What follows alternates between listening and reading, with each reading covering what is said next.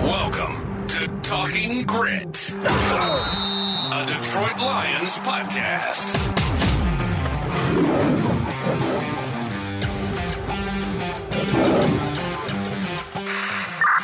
Talking Grit is brought to you by the Monroe County Reporters, Monroe's top news source for police, fire, and community events. Depot Street, truck boy intercept. Follow them on Facebook, and for $2.99 a month, you can become a subscriber and get the news you crave even faster. Welcome to Talking Grit. You can find us on Twitter at Talking Grit Pod. You can also reach us on Reddit. Anytime you have a question or a comment, we'd love to hear it. I'm Jason Harwood, and with me is Jacob Litton. We are here to talk to you about the Detroit Lions matchup in Week 2 with the Tampa Bay Buccaneers. It's a very familiar opponent, having faced them twice last year, and obviously Derek Barnes ended their season last year with his iconic interception. Shortly, we will play our interview with Tampa Tones from the Bucketeers podcast, but first, before we do that, Jacob and I want to go over some notable player additions and losses, how this team has changed since the last time we played them in the playoffs. First, we're going to start off with some of their draft picks. You want to hit us off with that, Jacob? Yeah, in the draft, their first round pick, they drafted an offensive lineman who's currently starting at center for them, Barton out of Duke. Second rounder, edge defender Chris Braswell out of Alabama. Then third round safety, Tykee Smith out of Georgia. They also got their wide receiver, Jalen McMillan out of Washington in the third round. And then the fourth round running back, Bucky Irving out of Oregon. Most of these guys have seen playing time already and are actually, establishing themselves on the roster. Ryan Jensen, their starting center from last year, retired, so they've moved Graham Barton right into starting center for them. He was one of their lower graded PFF by PFF standards last week, which is probably not surprising. That's a tough position to just be thrust into as a rookie. Right. A lot to learn with that center position. But I mean, the other rookies, you have Bucky Irving. He's already getting carries. They're talking about he's already been a more effective rusher than their other running back. And McMillan scored a touchdown last week. So, I mean, it's always good when your rookies are making plays. Yeah, exactly. We also moved on to some of their free agents. So first, Devin White, linebacker, gone. Shaq Barrett left. Carlton Davis, we all know where he ended up, right here in Detroit in a trade. And then Ryan Jensen, their starting center from last year, retired.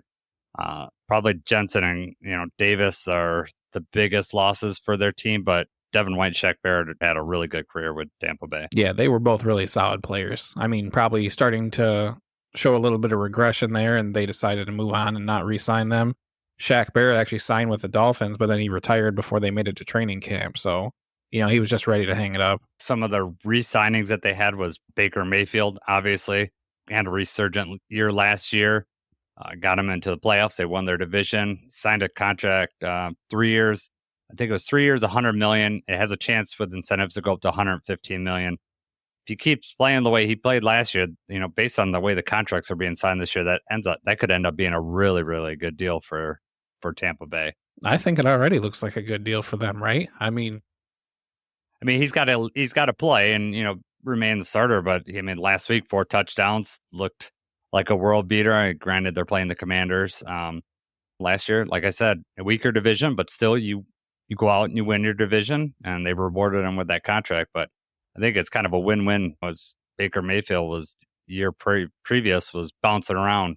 He started in the Browns, goes to Carolina, gets released, then signs with the Rams, and then plays that week and plays basically backyard football and ended up winning that game, which as Lions fans we didn't want to see because of that particular year. That made the Rams draft pick a little bit better. Still ended up being number 6, but I remember being mad that he came back in that game. Antoine Winfield Jr. signed a huge contract, 4 years, $84.1 million. That's their all-pro safety that's back there. Levante David is back. Mike Evans re-signed. William Golston. And then another big contract. This wasn't a re-sign. This was an extension, but Tristan Wirfs, their left tackle. Yeah, that was huge for them. We already know about locking down the offensive lineman for sure. You got a good one, you keep him around. They've locked up their players, very similar to what the Lions have done. locked up players that had performed with them. I only found really like 3 notable free agent acquisitions, which was Jordan Whitehead, safety. He was on the Bucs, went to the Jets. Now he's back. Sua Opeta from a guard from Eagles. He's on the IR, so he's not even playing. And then the other big signing they had was Bryce Hall, their starting cornerback, and they just placed him on the IR. So 3 of their free agent, acquisitions, and 2 of them are on the IR. So that's rough. Jordan Whitehead had a good week last week. I mean, they're going to be asking a lot from him in the secondary now. So I think that's a really important one for him. They need him to play well. The only other notable, this is not a player change, but a coach change. They got Liam Cohen, who is first-year offensive coordinator because Dave Canales left for the Carolina Panthers job. Dave Canales everyone's like, oh, he resurrected Baker Mayfield. I don't know if I necessarily believe that, but he parlayed that into, a head coaching job. Liam Cohen is in the Sean McVay coaching tree. So it'll be, similar to what we saw last week. We're probably going to see a lot of those same concepts come back up. That's enough on the changes of the roster. Let's talk about the here and now. Let's talk about the injury report. We're recording this as of Wednesday night. The injury report was released at 4 p.m. today. Jacob, do you want to tell us who's on that injury report for both teams? Yeah, so the most current injury report that we have looks like this. So for the Buccaneers, getting in limited practice, linebacker KJ Britt, defensive line William Golston, offensive tackle Luke Godicke, defensive line Logan Hall, and cornerback Zion McCollum. Players that did not practice are going to be defensive back Josh Hayes, the defensive lineman Kalijah Cansey, and then the safety, the big one, Antoine Winfield Jr. did not practice and looks like he's not going to play. You flip it over to the Lions side, we had limited practices from Jamison Williams. So you have Marcus Davenport that did not practice, Kirby didn't practice, Iffy still did not practice, Penei Sewell did not practice. But we got a full practice out of Carlton Davis, who had a chest injury. And the biggest one and the greatest news is that we did get a full practice in from our defensive lineman, DJ Reader, which is huge. And that, leads me to believe that he's definitely going to be going for sure this week. Let's not scare the people here. Penei Sewell did not practice today, but Dave Burkett, beat writer for the Lions, posted on Twitter that Penei Sewell said, I'm good. So I'm assuming that his ankle did get rolled up on during the game, but he probably was just given a Veterans Day or a day off to let that heal up. Unless something, re-aggravates it in the practice, I don't think he's going to miss any part of this game. I think the only still questionable one is that you have Iffy with the ankle injury. I don't know exactly, where he stands. Yeah, I think Davenport, they said he aggravated his groin in the game, but he played the rest of the game. So he was probably just given a day to rest up. So I'm assuming that's the Kirby Joseph one is interesting because he apparently came out for practice and then left while the media was still there. So the media only sees like the first 15 minutes of practice, and then they are not allowed to see any more of the practice. And Kirby stepped out at that time. So we really won't know more until Dan Campbell comes up and talks, and then the practice reports for the next couple of days come out. We might learn some more. That's enough on the injury front. Let's move over to our interview with Tampa Tones, the podcaster from the Bucketeers podcast. Very informative interview. You guys are going to learn a lot about Tampa, and just this guy is intelligent. So I hope you enjoy this interview. We enjoyed talking with him. With us right now, we have Tampa Tones from the Bucketeers podcast down there in Tampa Bay. We are so happy to have him here. So Tampa, how long have you been doing your podcast? How long have you been a Buccaneers fan?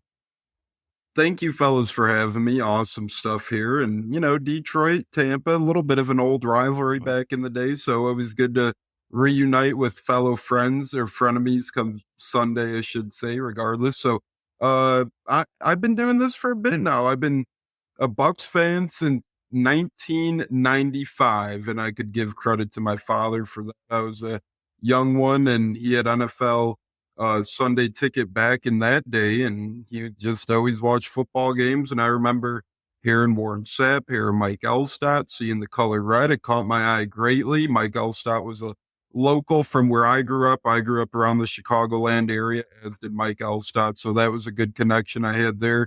And then Warren Sapp was a monster, and his name was cool, Sap. I'm like, who doesn't like a guy named Sap, right? So ended up later on that year, I was Mike Elstott for Halloween one year, then Warren Sapp Halloween the next year, and really gelled with the whole team. I was a fan at a young age, watching the first Super Bowl they won on my couch. I solely remember us kicking the Raiders' butts, and that was a beautiful thing. And, we got John Gruden from the Raiders, and then it was years and years of pain and misery. And through that pain and misery, I'm like, I might as well podcast and start covering the team a little bit to try and ease up on the pain and misery, because as you fellas know, losses still sting and it's still awful. But when you have a podcast or you have a platform to talk about it a little bit, it does make it a little better, a little more therapeutic. You could talk about it, talk through things. When you don't have a podcast and stuff, you bottle up your emotions a little bit and, it takes things out on you. So I'm like, let me start doing things. I started off writing about the Bucs for this fantasy football site back in the day. It was called Time Skew Podcast. I started that in late 2018. I did that till about through COVID, little after COVID, 2020, 2021. We had fun with that. We did some player interviews for the NFL draft. And then I started wanting to transition. I'm like, you know what? I kind of like this podcast thing when I was doing those podcasts and interviews. So I'm like, I'm just going to pick up my own podcast. Nothing against writing. I enjoyed it at the time. It was a fun thing. I covered the draft. I covered the Bucs. But at the end of the day, I loved podcasts. And so I started my own podcast. We're called the Bucketeers. We go as we please. They come in and come out every episode. I got a different cast on. So it's kind of unique, kind of fun, a lot of different voices. And that's where we stand today. It's the Bucketeers, 6 of us. And we're on 3 times a week, Tuesdays, Thursdays, and Saturday mornings. Thursdays, we got a different co-host or a different main host. Then on Tuesdays and Saturdays, I run the show. So we have some fun over there, that's for sure. That's good. Well, we got someone with experience, Jacob, so I think we're in good hands for our questions, right? Yeah, right. Yeah. Sounds like it. Yeah, that's right. Ready to pick his brain a little bit. And we played them 2 times last year, right? So we're already very familiar. It's like, we're back going to the division days, right? We played 2 times last year. And you guys maybe gave us our 2 most painful losses of the year last year. A, because one ultimately ended our season. And B, because as we alluded to now, we're frenemies. We go back a little bit. We had our Creamsicle reunion game. Creamsicles went away for years and years and years because of the silly NFL rule where you could only wear 1 helmet at a time, whatever. Obviously, the Buccaneers could have wear their throwback helmets with their modern day uniforms. That would look like a interesting thing there. So they waited. And now last year, we're like, hey, let's do it against old friends, the Lions. And you guys kicked our butts in both games. Well, actually, the playoff game was fun, but you guys kind of managed both games, I should say, rather. So we're due for a little payback. How about that? Yeah. Maybe not this week. Maybe not this week, Tampa. So, Jacob, why don't you lead us off here? Why don't you get us with our first question? First question we have for you. With so many injuries in your secondary right now, who are they going to look on to fill those roles? It's going to be a lot of young guys, a lot of inexperienced guys, a lot of undrafted free agents, to be quite honest with you. We brought back Keenan Isaac, UDFA out of Alabama State. He was an undrafted free agent last year. He played a couple of games. He was on the active roster for a couple of games towards the end of the year. I believe Indianapolis was one of the games he played last year as well. But he was a hot commodity this preseason. He fell short of making our roster. We waived him. Then he went to Tampa East. I call Carolina nowadays Tampa East. So he had a brief stint in Tampa East on their practice squad. And since we're so banged up, we brought him back and we actually signed him to the active roster. Now, another guy to look out for, another undrafted free agent this year, this time, Tyreek Funderburk. He's out of Appalachian State. We had him on the podcast actually a couple weeks back, about a month ago now, maybe a couple months ago, losing track of time here. But Tyreek Funderburk, friend of the shows, he's been hurt most of preseason. He was hurt week 1, wasn't ready to roll inactive for week 1. He'll be on the active roster week 2 as well. So you're going to have a couple of undrafted free agents between Keenan Isaac, between Tyreek Funderburk, a rookie this year, Keenan Isaac, a rookie last year. Then outside of that, you're going to have a late round pick last year, Joshua Hayes, mainly a special teams cat. He was out of Kansas State.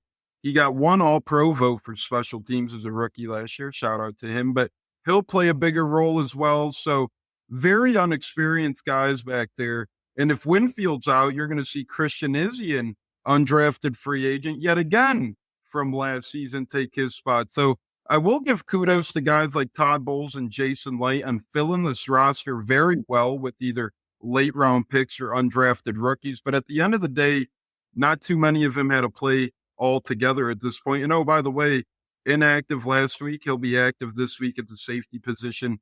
Caveat Merriweather out of Iowa. Oh, guess what? Undrafted free agent rookie. Yeah. So you're going to have pretty much Jordan Whitehead, who Super Bowl champ here, left for a couple of years to the Jets. Now he came back this offseason. I'm thrilled we have him back, but he's experienced.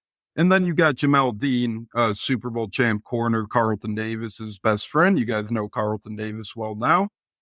So we'll have Dean, we'll have Whitehead. Those will be the two vets, but odds are Winfield's out.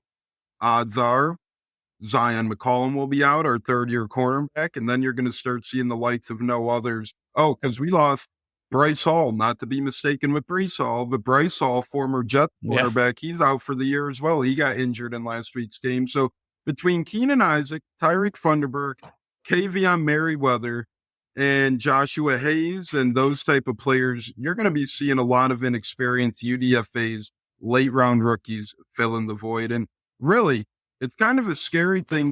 What about the other rookie that you have, Tykee Smith? How has he been so far? He was a preseason commodity, and not to say I was disappointed last week, but feel like the game flow just didn't cement to his role. He's going to be a hybrid guy as well, but I feel like Bowles was trying to cover him, shelter him a little bit week one because he is a rookie, right? But you're not going to be able to week two. So he's going to play a pivotal role. Will it be at safety more? Will it be a nickel more? Will it be, because he can do both. So he's going to either have to play nickel or safety for us at some sort of capacity as well. But another rookie there. But I see him playing a good bit, but I do like these UDFA kids to play a little more than him, just based on experience. They're in years two, most of him. Right. And, Todd Bowles loves his experience. So as much as I like Tykee, and he will be essential, I mean, they love their SEC cats as well, a Georgia kid. So he's going to get his. How soon that is, could be as soon as this week. But I lean more towards him. I think he'll be on the field. I'd give him about 40% of snaps. I'll put it about that. 40% of the defensive snaps we'll see Tykee Smith. But a rookie that we like a lot, as we do edge rusher Chris Braswell from Alabama. But they're kind of more raw, and they'll need a little bit more grooming. And then I think, come our bye week, you'll see a lot more of these cats on the field. Kind of like Yaya Diaby last year, Josh Hayes last year, trial by fire with these rookies. Todd Bowles doesn't care if you're a UDFA or you're a round two pick.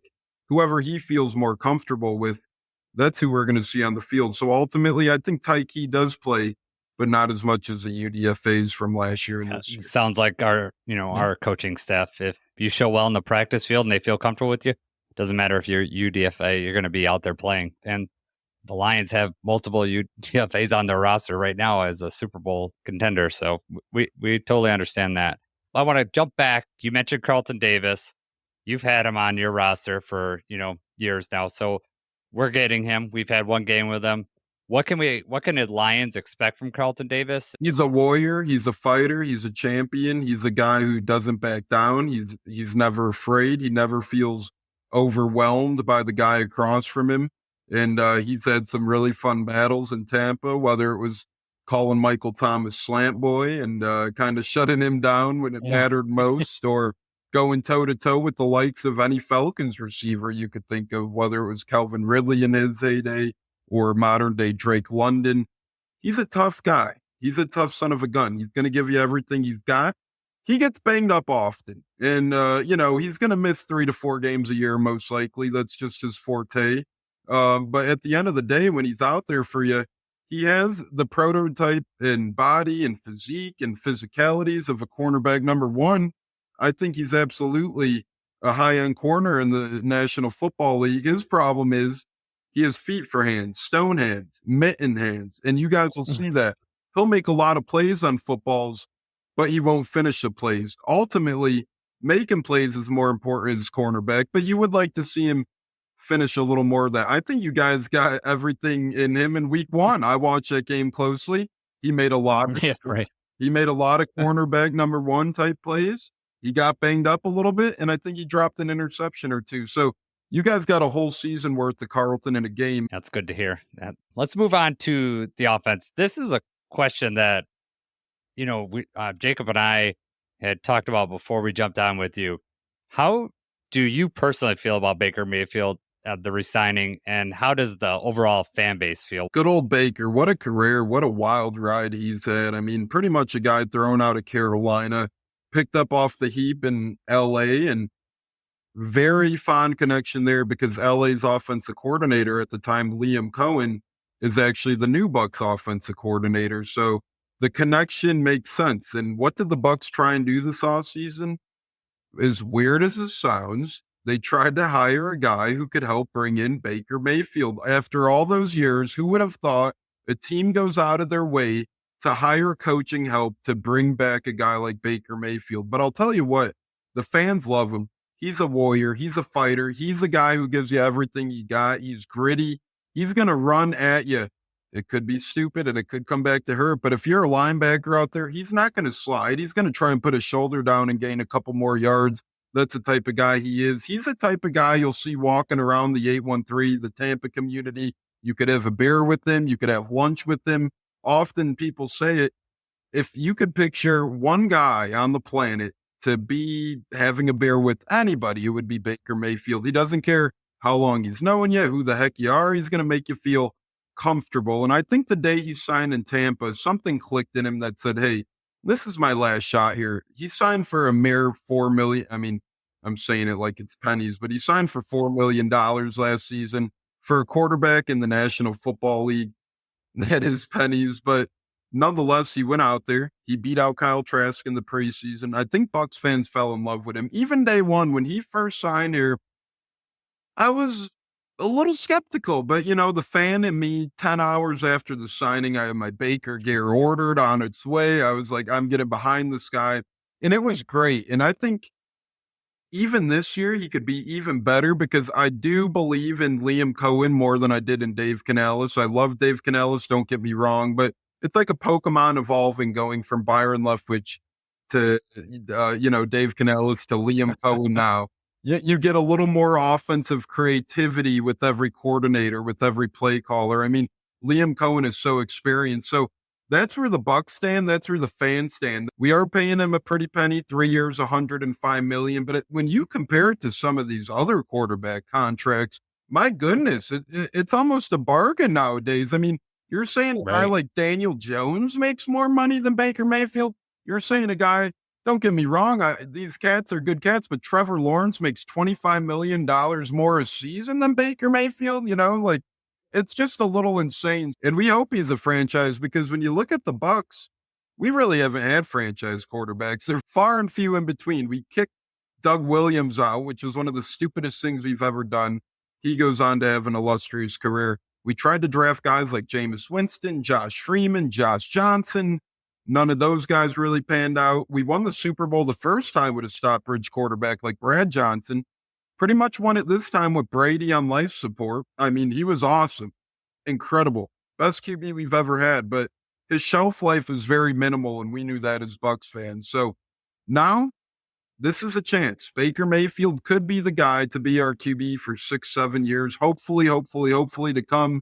Bucs fans are used to having someone like this. So knock on wood that he is the answer. But if he's not, we'll see what's behind door number 2, like Bruce Arians once said. You were talking about the offensive coordinator, Liam Cohen. It's only been 1 week, but have you noticed any changes in the offensive system or philosophy? Do you think he's kind of, trying to cater to Baker Mayfield as far as like the success they had last year? I know the big one is that, Chris Godwin with Dave Canales, he wasn't playing the slot as much. Seems like he's going to be in the slot all year this year. Have you noticed anything like that? Any changes that have been effective? Absolutely. And that's a great point you mentioned right there, because that was one of the things that had Bucs fans excited. Liam Cohen came in, and one of the first interviews, press conferences he had, he said Godwin is going back to the slot more often. That's where he thrives. That's where he shines. And last year, too, Godwin was coming back for an injury. It's never the bounce back year from an injury is always kind of, hey, knock on wood, stay healthy. Whatever production you have, yes, that's great, but you really want to stay healthy. Godwin accomplished that last year, but his wife was not happy. She made posts, hey, we need Chris used more, he needs to go back to the slot. She was calling out for that. So Liam Cohen made note right away, hey, we're putting Godwin back in the slot. Not only are we putting Godwin back in the slot, we're not going to be selfish like Byron and Canellis in ways, but they kind of cater to their game plans and, matchups more so, where Liam Cohen's like, I'm just going to get my best players involved. And you saw that last week. Mike Evans' first touchdown he caught last week, it was actually designed screen. The play was a screen. And you've seen the screen was set up beautifully. If you go back and watch a film, the All-22 or whatever, the screen was set up beautifully. The running back, I believe at the time, was Rashad White in the game, but he had a line of white jerseys in front of him. Yeah, the Bucs do wear white at home field advantage type stuff. But, he had a line of white lined up in front of him. Baker, what did he do? Liam Cohen created a concept where you could screen or you could go deep.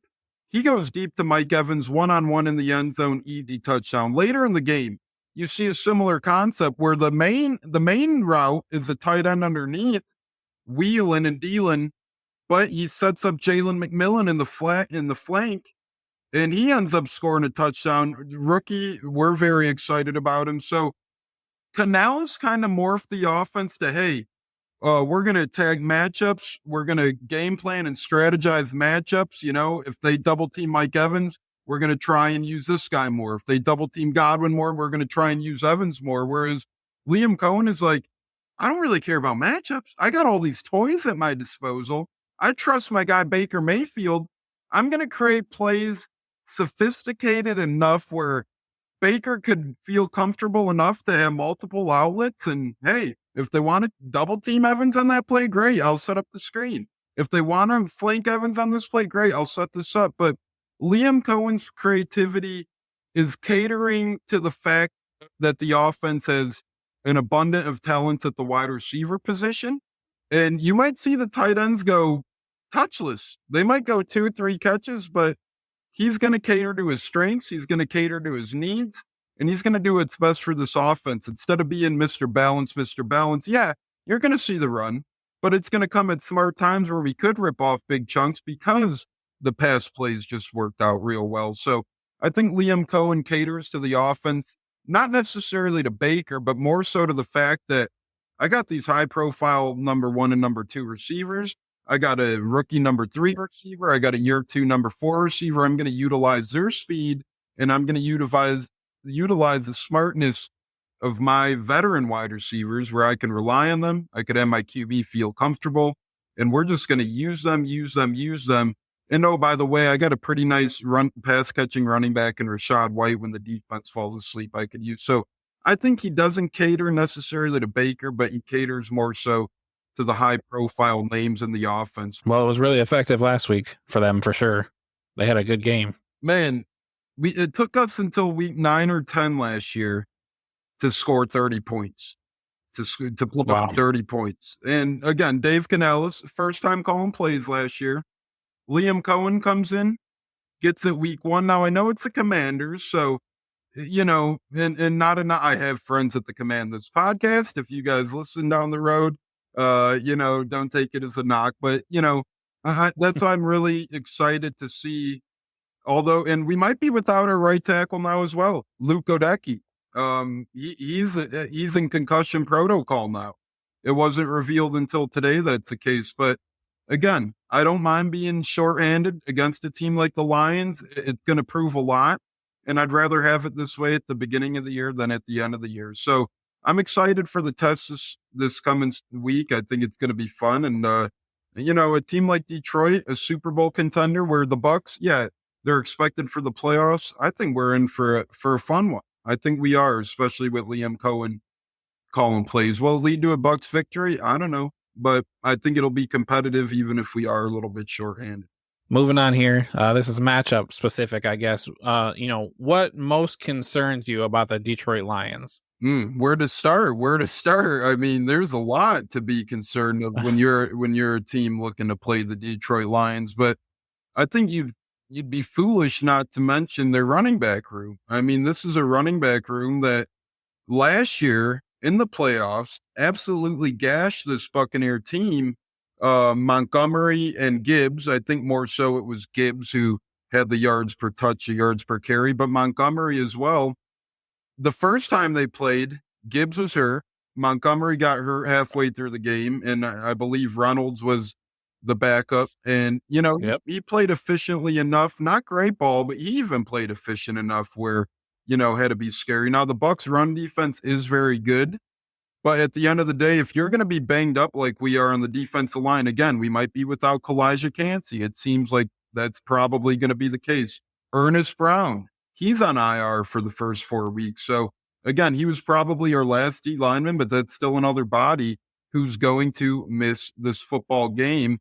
And then Logan Hall, it looks like he's probably going to be out again as well. He was our first pick a couple of years back. It seems like we're going to call up CJ Brewer. Shout out to him, friend of the Bucketeers. We had him on earlier this summer. That was awesome. So it's cool seeing a guy like that, but a little scary when you see a running back room like the Lions and when you do have those sorts of injuries on the defensive line. Now, I could easily say the same thing about their wide receivers going against a beat-up secondary. Amon-Ra St. Brown, not that he had a bad week one, but it was quiet for his standards. That ain't going to happen all year. So I'd be afraid if I'm the Bucs looking at a guy like that, knowing he's licking his chops to get after a defense as such that's especially banged up without Winfield. So I'm afraid of their running backs and their wide receiver room. I think both are going to be insanely dangerous, not only this week, but throughout the season. And it goes further than Amon-Ra St. Brown out there. I mean, I think a very underrated weapon, quick as heck, Khalif Raymond. I mean, that guy, he gets the ball in his hands and you don't know where he's going to end up. He's a machine out there. He's quick as heck. I remember last week when 0 to 100 in speed so quick, I'm like, is that the Roadrunner making moves out there? So Jamison Williams, he gets better by the game, it seems. I mean, this was a guy who burnt the Bucs. I believe he had like 3 catches for 60 yards and a touchdown against the Bucs last year or something like that. He had a very long touchdown. So, this is a team that's no short of weapons. Sam Laporta, very good, but I'm not as afraid of him only because Levante David and him, they're going to have an epic battle. That's going to be really fun to watch. You don't know who's going to get the better, but I feel comfortable with Levante David out there. He's not banged up, knock on wood. Watch him go down or something. But other than that, I think the running back room, the wide receiver room, those are the matchups to watch because the Bucs are weak right now in terms of injury. And, it does make you a little bit nervous when you hear the names of Montgomery, Gibbs, Amon-Ra St. Brown, Jamison Williams, Khalif Raymond go up against the likes of practice squad players and undrafted free agents. Now, that's no knock on these guys. They played awesome last week. CJ Brewer had some nice plays. Ben Still, we literally signed him a week and a half ago. We have him playing on our D line now. So, he just got thrown into the fire. And then you also have Mike Green, who played 8 to 10 games for the Bucs last year. He played last week. He's on our practice squad now. So between our secondary and our defensive line, you have a lot of inexperience, a lot of practice squad guys. But again, I love this, man. It's a great test. It's a great litmus test. And really lets you know, hey, are these guys worthy of stepping in if need? You don't want to throw them in down the road and you don't know what you have in them. Have a strong running back room, have a strong wide receiver room. It adds some meat on the bones for these guys. So I'm looking forward to these matchups. Running backs against our backup D linemen, wide receivers against our injured secondary. I think those are going to be fun matchups, maybe scary matchups, but a fun test for Bucs fans. All right, Tampa, before we go, just listening to you, it's obviously, your stuff. It just comes right off. You're not reading anything. You're just like ripping all this information off. So this is a really good question because I might run to DraftKings after I after I ask you this question. Any predictions about this game? Doesn't have to be the score, doesn't have to be the outcome. Could be any prediction that you want about this game that you think you feel very comfortable with. I guess I'll give one on each side of the ball here, since, I'm not one of those guys who I'm not going to knock the other team. I respect the Lions very much so. So 2 predictions, one from each side here. Number 1 could be an obvious one at this point in time. Maybe not to some people, but I find Mike Evans getting into the end zone again. As much as vaunted as he is, I really think Liam Cohen is just smart enough, some way, shape, or form. Mike Evans is going to catch a touchdown pass. So he's usually hovering right around the plus 100 mark. Not negative, not crazy positive, though. You'll probably bet 10, win 10 back, something like that. But Mike Evans, I think his touchdown streak continues this week. And that could be because, the Bucs are playing from behind and needing to pass the ball, or that could be just because this game's a shootout in general. But whatever the case may be, I'm feeling very comfortable with that. Now, on the Lions side of things, I think I'm going to say the same for you guys. I think you see Amon-Ra St. Brown get into the end zone this week as well. So I think that would be a fun parlay. The wide receivers balling out. With the secondary banged up, I think Jared Goff gets to have his fun out there. And I think Laporta will take away some of the attention, will take away some of the action. You're going to have Levante David on him. Yeah, sure. But you're also going to have inexperienced safeties in the football game, which may feed on a guy like Laporta who's running some underneath routes. And then next thing you know, you have Amon-Ra St. Brown in one-on-one coverage making his way into the end zone against a guy who is not named Jamel Dean. I'm not going to give flack to any of my boys out there, but there's just going to be vulnerabilities at these positions for the Bucs. I think Mike Evans is more, hey, he's going to get the volume. If he gets 5 passes in the red zone, you're telling me Mike Evans just needs to come down with one of them for a touchdown. I find that very reasonable. And then again, if you're telling me Amon-Ra St. Brown is likely to go up against backup cornerbacks and safeties, I find that hard to believe that he's not going to be finding his way into the end zone at least one time. Who knows if it's not more than that, but he's killed the Bucs in the past before, man. I remember last year, I forget what game it was. Like I said, both games are scary for Bucs fans, but Amon-Ra St. Brown caught a pass one game and he broke like 8 sets of ankles on this Bucs defense. And I was like, my goodness. And, that's when we were healthier last year and we had Carlton Davis last year. And, we had Ryan Neal last year. Now, thank gosh, he's off the team, but we had more names last year. Now we're more banged up. Amon-Ra St. Brown, career Buck killer. Yes, I'd put money on Mike Evans. I'd put money on Amon-Ra St. Brown making their ways into the end zone. That's for dang sure. All right. We'll see. I agree with you. Mike Evans is, you can have the best coverage ever, and he's going to come down with the ball. He's just that dude. He's a Hall of Famer for you guys for sure when he's done. And yeah, he's a nice player. When there was talk of him being up for grabs last year, Detroit fans were all about it. And he'd be nice to in the Honolulu Blue for sure. Man, I think between Detroit, Kansas City, Houston, those were 3 teams that really, really, Carolina. We had no, you didn't. He was never going to go to Carolina. This guy wants to win. And I think he proved that. Right? Look at how, if you look at some of these wide receiver contracts, and I know we're cramped on time, so I'll make it quick, but you look around the league and some of these guys got paid bananas out there. Mike Evans makes less money than a guy like Brandon Ayuk now. And not to say Ayuk's not great, which he is a really good receiver, but Mike Evans makes almost $10 million less a year. And it's pretty insane. And oh, by the way, you didn't have to pigeonhole yourself into a 5-year deal. Mike Evans signed a 2-year contract. So it's not like you're going to get Julio Jones on grandpa legs out there. It's not like, DeAndre Hopkins, nothing against him, but you could tell he's de-escalating in his play right now. You're not going to get that with Mike Evans. So, I find it very interesting there. And by the way, Kyle Brandt, very smart football brain. He was on NFL Network today. He said, hey, I have a hot take. Mike Evans is the best player in Buccaneers franchise history. Us Bucs fans say, that's really not that out of a take. This guy's incredible. He's going to wear that gold jacket one day. Yes, we had greats like Derek Brooks, Ward Sapp, Rondé Barber, but offensively, we've never had something like this. And not only Bucs fans, but when he's gone one day, the NFL will be like, dang it, I miss watching Mike Evans on Sunday. He's just been so consistent for so long. Yeah, with 10 1,000-yard seasons, is that correct? You just know what you're going to get with him. And yeah, he's definitely a red zone threat and all over the field threat. So, all right, Tampa, before we take off here, tell the people where they can get you on social media and your podcast and all that stuff. Yeah, thanks again, fellas. This was awesome. I very much so look forward to talking with you guys. Anytime in the future you need me, just grab me and just twist my arm. No, you don't have to twist my arm. Just say, hey, come on, and I'll be more than happy to talk to you fellas. But you can find me at Tampa Tones on Twitter X, whatever you want to call it. Tampa, no space, Tones Tone. So that's where I'm at. The podcast is Bucketeers. It's like Buccaneers, but instead of the N, you throw a little T in there. So either one of those accounts, you could keep up with me, follow me. As I said, we go live 3 times a week, Tuesday nights, Thursday nights, and Saturday mornings.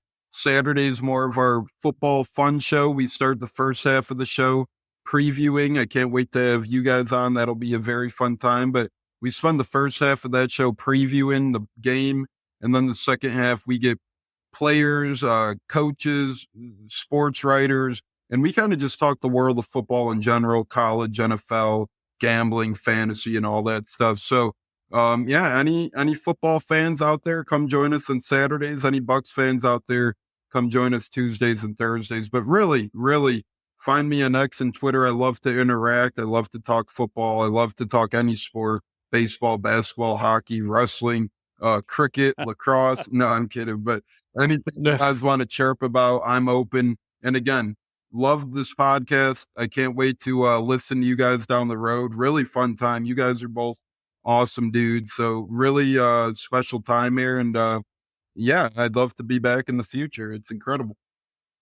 Hey, maybe for a playoff matchup, right? Hey, it happened last year. Why not this year? Yeah. You know? Right. Now, if you guys beat us this Sunday, that means we're probably on pace to play for the playoffs, because that's how it happened last year. So Yeah, you know, right. you guys are hoping for a win, and then we'll get a rematch. Well, going into last year, we were both undefeated, and you know, I think we were 5-0 last year when we played, and this year we're still undefeated, just 1-0. You know, we just it was a little easier way at the beginning, Yeah. but yeah, yeah. Thank you for being on. Wealth of information. I mean, you just like increased the value of this podcast immensely with your knowledge. So I appreciate that, Tampa, and I will see you on Saturday. So that I'm looking forward to that, and hopefully you're nice with me with the questions. We'll see. Yeah, No, You better study a gonna little have more, to. Jason. yeah. Hey, we'll be very nice, man. We love you guys already. We're gonna welcome you on like family, that's for sure. So yeah, we just love talking ball, whatever it is, man. We're looking forward to it. It's gonna be a fun Great. time. All right. Tampa Tones on the Bucketeers podcast. Catch them there. Catch them on YouTube. Thank you again, Tampa. I'll see you Saturday. Yep, you guys, fellas, have a great one. Thanks again. Welcome back. Hope you enjoyed that interview. We're going to kick into the last bit of our podcast here. Jacob, after the interview with Tampa, what are your biggest questions for you coming into this game? The biggest question that I have is, how explosive is our offense going to be with these backup defensive backs?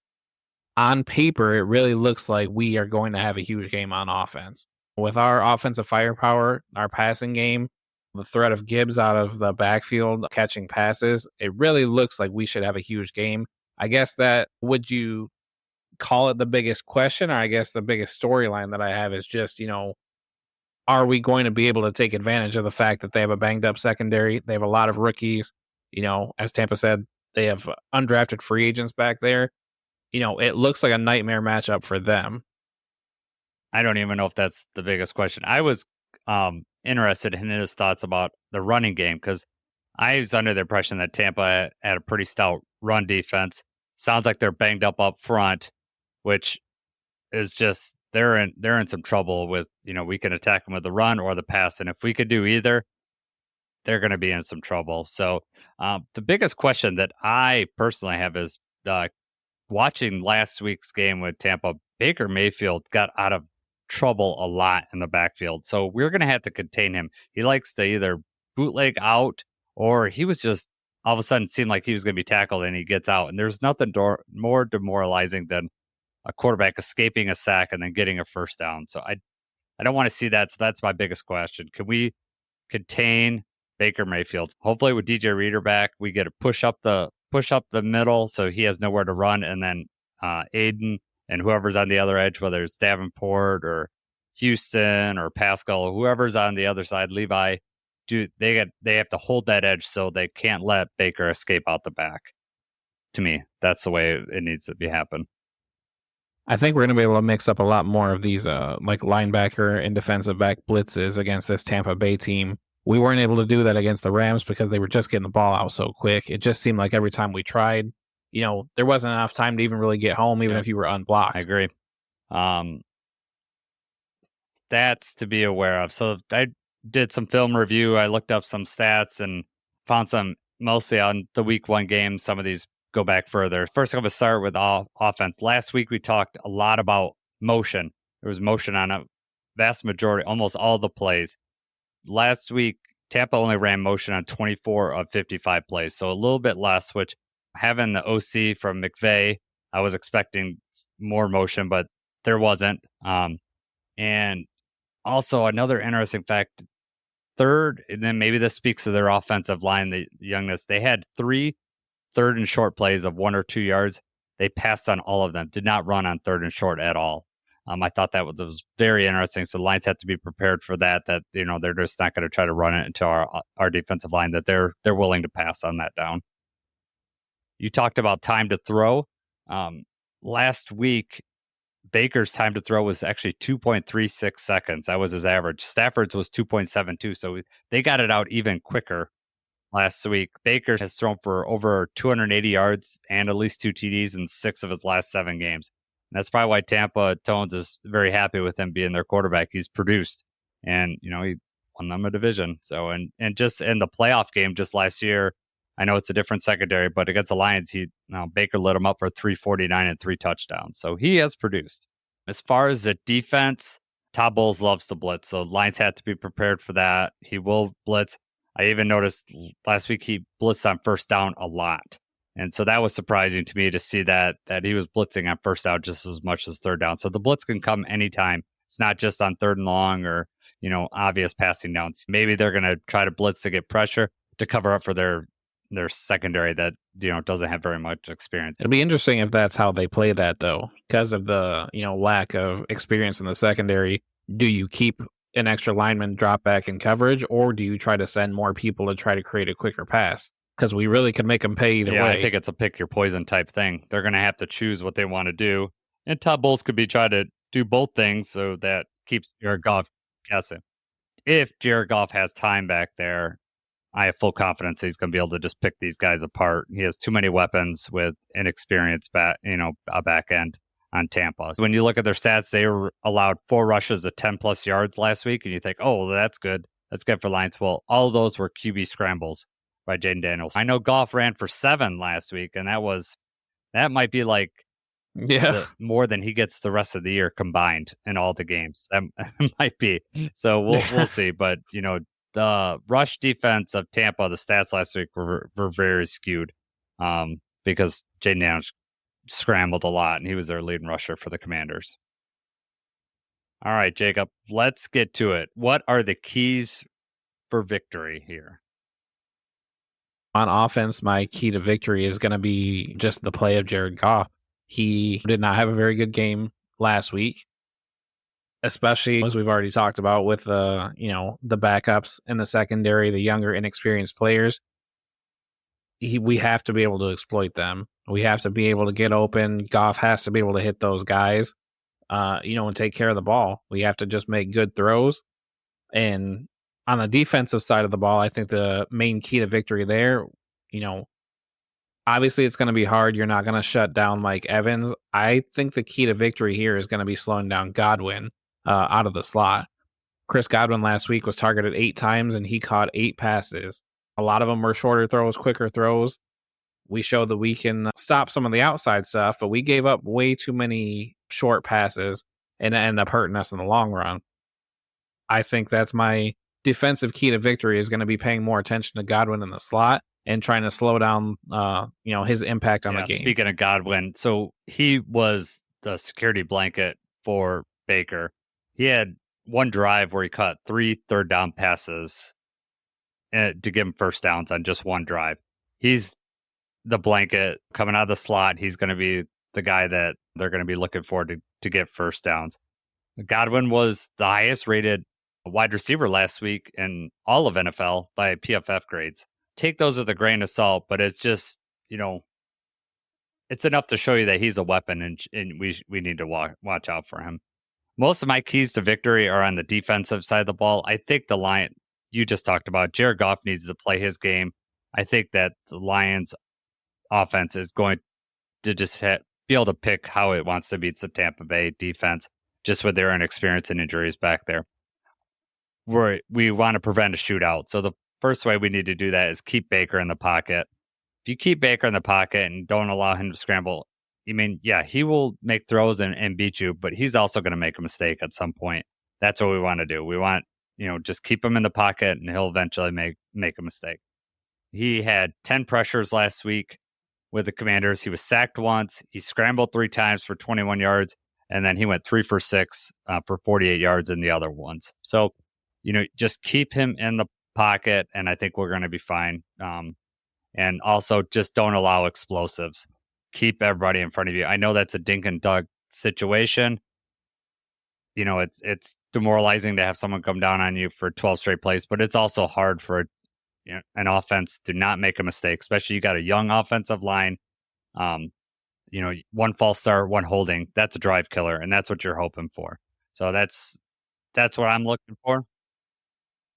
Especially when they come to Detroit with the noise and everything, it's harder to hear your snap counts. A lot of that noise is my son right next to me, right in my ear, just so you know. Yeah. You want to keep Baker in second and third long, and, hopefully he just, chucks one in there, and, we sneak Derek Barnes in there again when he just ensnares one. And hopefully Brian Branch, if he gets his hands on one this time, he takes it, takes advantage of it. And we talked about CD's hands, but I'm sure he wants to get an interception against his old team. All right, let's get to our grit picks. Grit picks. First, let's review what we did in week 1. Jacob and I were each 2-1. I picked the Chiefs with 1. We both picked the Eagles to beat the Packers. And then, I mistakenly picked the Jets. So that's how I got. Yes, I did. You foolishly went with the Jets over. And you know what? I was a toe away from being right about the Ravens game. It's big toe. And it was the big toe. So let's get into week 2. The games that we're going to be picking, Thursday Night Football is Buffalo and Miami. The next one is Sunday Night Football, Chicago at Houston. And the last game would be Monday Night Football, Atlanta at Philly. I'm going to take Miami, even though Mostert and H.A. may not play. But I just feel that it's in Miami. It'll be a good game. Those games are usually pretty good between those two teams, but I'm going to take Miami. For sure. The Bills are plus 2.5 right now. They're playing in Miami. Always a good game between them two. I think it's going to be a really entertaining Thursday night game. I also have the Dolphins winning. All right. Well, JJ will be happy with you. Sunday Night Football. Yeah. How about you pick that? Chicago at Houston. Yeah, so the Bears plus 6 have to come into Houston. Obviously, the Bears won last week because of their defense, really taking over the game. Their offense didn't really do much at all. I don't think that's going to fly this time. I've got Houston beating Chicago. Yeah, I think Houston comes rolling away. You say Chicago's defense. I'm going to say Will Levis just throwing the ball carelessly in the air. I don't understand that. Did you see the clip of him dropping to his knees and holding his head like he just couldn't believe, just watching him run? That was a rookie mistake. That's something you can't make now. Now you're past that point. I'm thinking of Zach's prediction, when we did the NFL podcast. Yeah, he didn't look like MVP. No, he did not. So, God, that I was so mad when I saw that because I was like, oh, the Bears are going to lose, but yeah, whatever. Yeah, right. All right. So last game is Monday Night Football, Atlanta at Philly. Well, Philly came through for us Lions fans last week, took care of the Packers, and that crappy field that was in Brazil last week.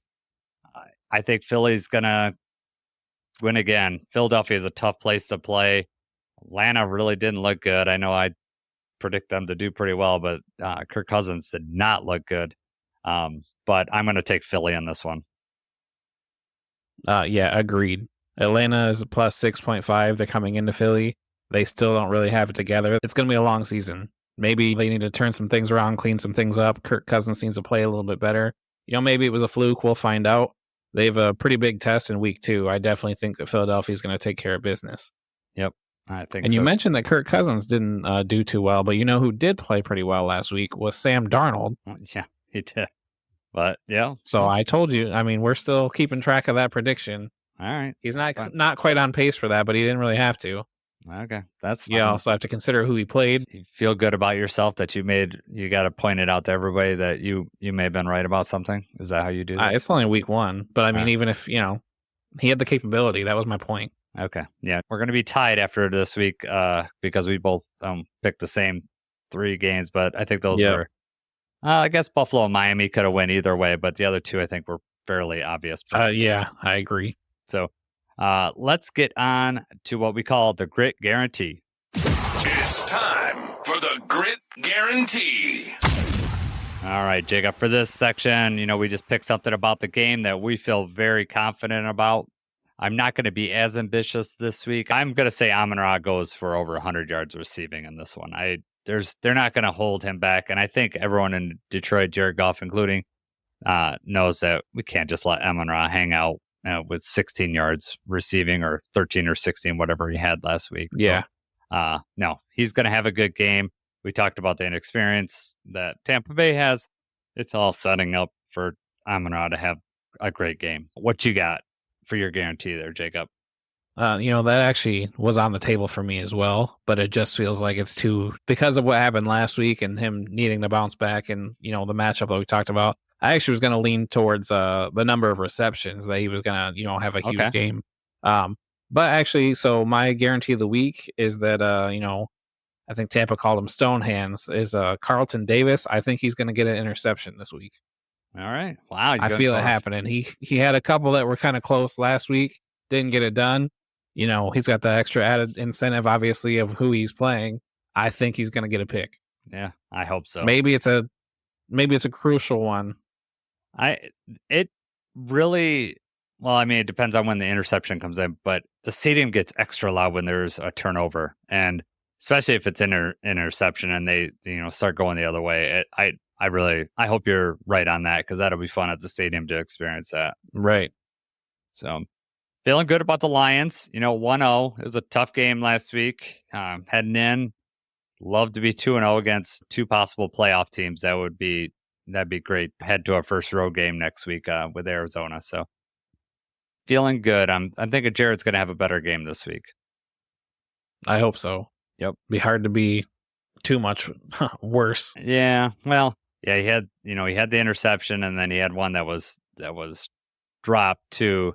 That would have been a game killer. Oh, that would have been hurt. But that the one Amon-Ra had to smack down, which he kind of fell, but yeah, that wasn't Jared. I think Amon-Ra just catches that right and screams across the middle. Has he not slipped on that field? It'd be interesting to see the field conditions too, like just not the conditions, but whether they're is it any different? Are they still slipping? So hopefully they're on it. I'm sure Dan Campbell's on it, so we're in good standings there. So, all right, Jacob. Anything else, or are we gonna head out here? All right, we're good. All right. Well, for Jacob, I'm Jason. We want to thank Tampa Tones for sharing his knowledge with us. I hope we hear from him in the future. So he was a great guest. So for sure. All right, got one thing left to say, man, and it's go Lions.